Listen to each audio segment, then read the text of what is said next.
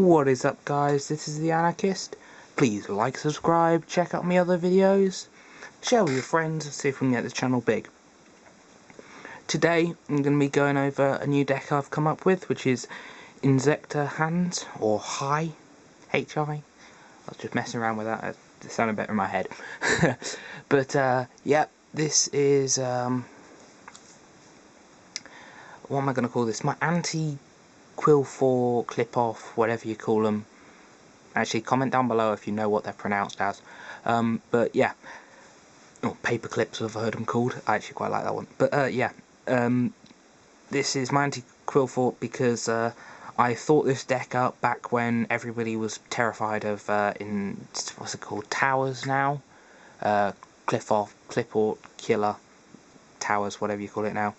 And this deck, I was playing around and found that the standard inzektor OTK of Dragonfly, Hornet, pop, special summon, attack for game, that was rarely going to happen for me.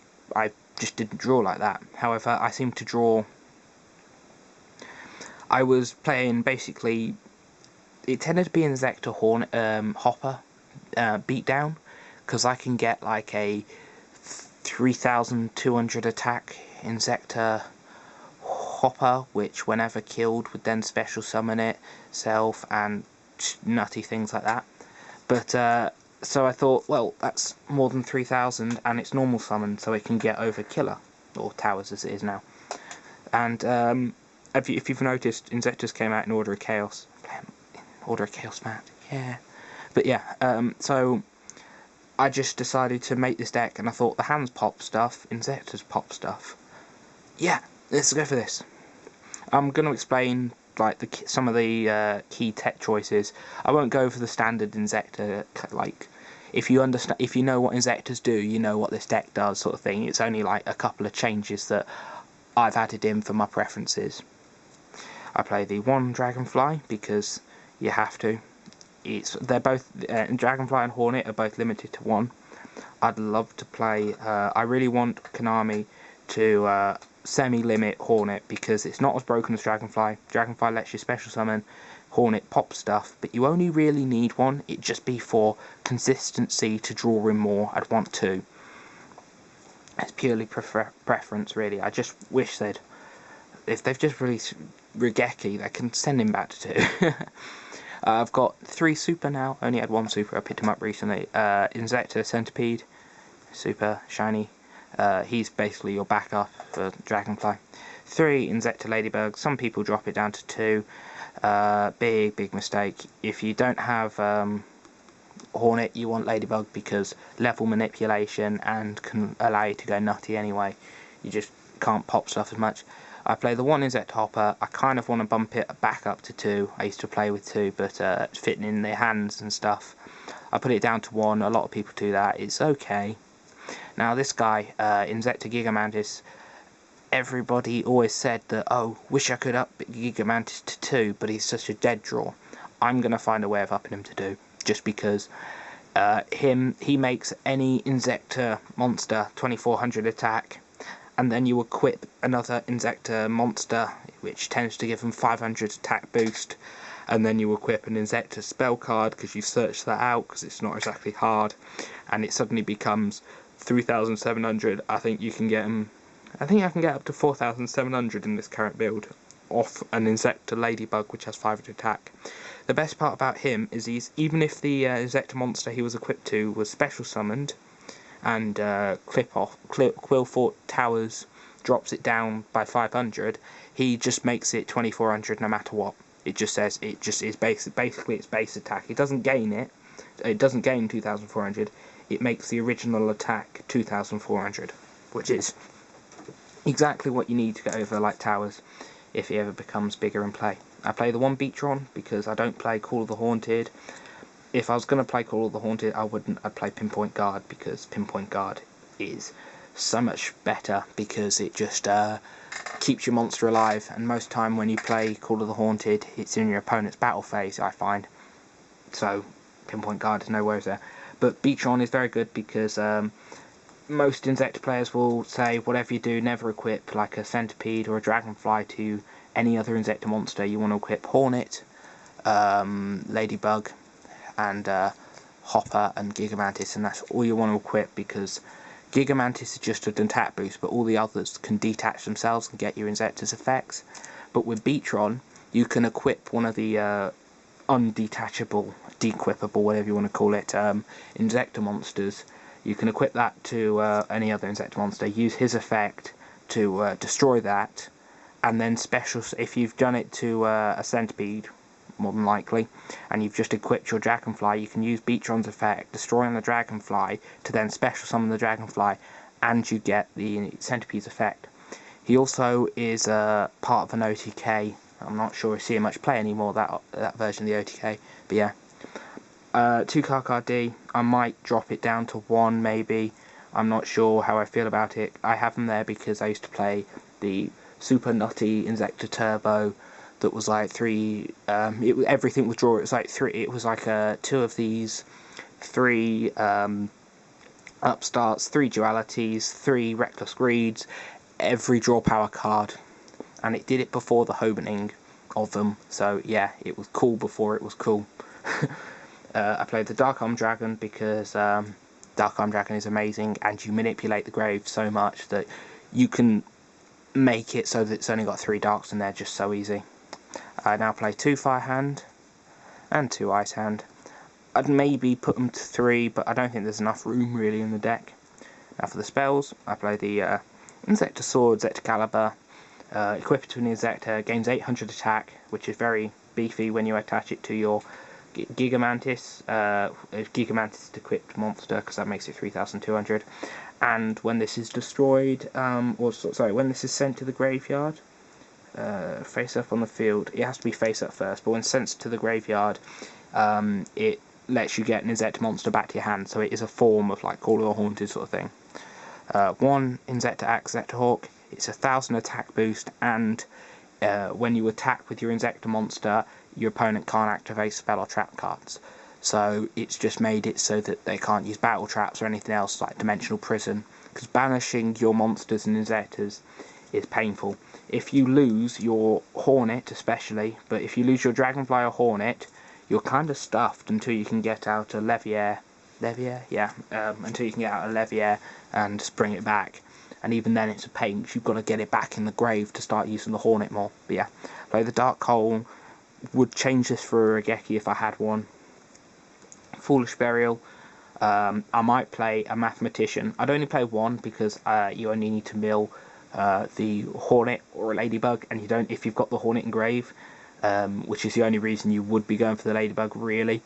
If you've got the Hornet already engraved, why are you trying to normal summon the Mathematician to put the Ladybug there? You really only need the Hornet 9 times out of 10, unless your opponent has nothing, and even then, you can still just pop your own stuff and you go nutty anyway. 3 Potter Duality, because if you haven't got those combo pieces, you aren't going to win. 1 Upstart, because I only have 1. I don't even know if I want to play more, because qliphorts can kill themselves with burning, and this only prolongs their life. Mystical Space Typhoon, because Mystical Space Typhoon, amazing in the pendulums. I also like this Inzektor deck for against pendulums, because if they have anything on the field, you can send it to the grave, or to the extra deck, because they're pendulums, and you can just destroy everything. Also, Inzektors laughs in the face of Vanity's Emptiness, which is why I want Hornet to go to 2, because you can just, out of the blue, you don't even need the MST in hand, you can just start using Hornet on anything. It's not limited to monsters or spells and traps, you can just start doing it on anything, and just go off and destroy everything. Skill Drain is the only like slight problem, which is why you play the 3 MST, because Skill Drain stops you equipping your Hornet in the first place. But as I'm playing more of an Inzektor beatdown version of this, not so much of a problem either. And the hands, and yeah, there are you could possibly even use Skill Drain in this deck. It's so quite versatile. Yeah. 3 Fiendish Chain, maybe drop it down to 2, but it's like for Winder and monster effects you don't want. I prefer Fiendish Chain to Breakthrough Skill, because Fiendish Chain, A, is permanent, and stops your opponent attacking. And in the Inzektor Turbo one, you wanted to stop them attacking just so that you'd live longer with your life points, and it stops OTKs and everything else because you can just finish chain their big monster. If you're smart also, if your opponent uses, I can't remember what the timing rules was, but if your opponent's like playing the hands or something, you can make a mistiming if they're like, I think it was if they are chain 3 to happen. If you get up to like 3 chain links, you can make the hands and stuff mistiming, but don't quote me on that. It's just something in the back of my mind reminded me. 3 Reckless Greed. I have opened 3 Reckless Greed before. Yes, it was very, very sacky. My opponent blind MST'd the Reckless Greed. I chained all 3 of them. I sat there with like a hand that was like a fan. It was brilliant. Surprisingly, I won the duel. Surprisingly. Torrential Tribute, because it's good for pendulums. Compulse, because compulse is compulse. One-dimensional prison, because I can't remember who told me. I saw it on a guy on YouTube. I can't remember. He said dimensional prison, you only need the 1 in the deck because if it's seen in that first game and your opponent knows you play dimensional prisons, they're always going to go for your set face down. Even if it's nothing, they're going to think he's got that dimensional prison set, or he's got 3 of them in his deck if he's playing 1. And if it's seen in that first game, you can side it out and just be like, yeah, totally, I've got that set now. And completely psych out your opponent. I then play 2 Threatening Roars because, yeah, you kind of want to live. If you can't make it through if you don't have the combo pieces to go nutty, you have to stall to get those combo pieces. And Threatening Roar is, people used to say that Threatening Roar and Wabaku were like the same thing, it was just down to preference. Threatening Roar is so much better. Threatening Roar says your opponent cannot declare an attack. It doesn't affect your opponent's monsters, only it only affects your actual opponent. So for a which it basically means that your opponent can't attack in with like construct or something, destroy your monster because it's not by battle, which is what Wabaku says. It's just like stop them being destroyed by battle. So this guy like literally is so much better. If you're playing Wabaku, seriously consider playing Threatening Roar. Now for the extra deck. This extra deck is kind of like just a mishmash of what cards I have because I'm a budget player. But it's also, in Inzektors, you very rarely go in the extra deck. You only really need like 2 cards, which I'll point out as I go through. You could probably make a 5-card extra deck in this deck and still win. That's how, and you probably wouldn't even go to it 9 times out of 10. Especially because it's a beatdown one, so I've got the equipped spells. I maybe want to up the sword to 2 or something, I don't know. I'm just trying to make it so that I can get beefier monsters. Because in this game, people are starting to... I remember, I think it was last format, somebody said that Inzektors weren't doing so good because spot removal just to the graveyard isn't as good that format. And it was like, okay, but now the pendulums are out. Everybody's trying to do spot remove. Everyone's trying to banish, but there isn't really many good cards that banish. So, yeah, it was just one of those things. And this one just destroys everything pendulums do and vanish emptiness. But anyway, number 65 to Gym Buster. It's a walking. It's a baby photon strike bouncer. Yeah, it's a baby one of them, and you can get it out with 2 ladybugs just because I've opened and had to do that. And it's literally been my move. Grenosaurus, because you can burn for damage. Really burning for damage is really good against qliphorts now because they hurt themselves. Number 30, Acid Golem and Destruction. Not all that good. It stops you special summoning and damages you. Tempo, because it's Tempo. This is the must-play card. Number 17, Leviathan Dragon. I have 2 number 47s, so I play them. Leviathan Dragon is good because it's a no hold bars, rank 3, 2500 attack. It's got like no drawbacks. You never get it up to 3000. It's only used in that one turn. The Nightmare Shark is just for the 2000 attack. Then mains if you want to stall. Leviair is your other must-play card because it will bring back your banished Hornet or Dragonfly. Diamond Eye Wolf because yeah. Steel Swarm Roach is amazing now because I heard a ruling is that Steel Swarm Roach can stop pendulums of like the qliphorts, because they're over level 5 or whatever it needs, and it can just stop them all in one special summon.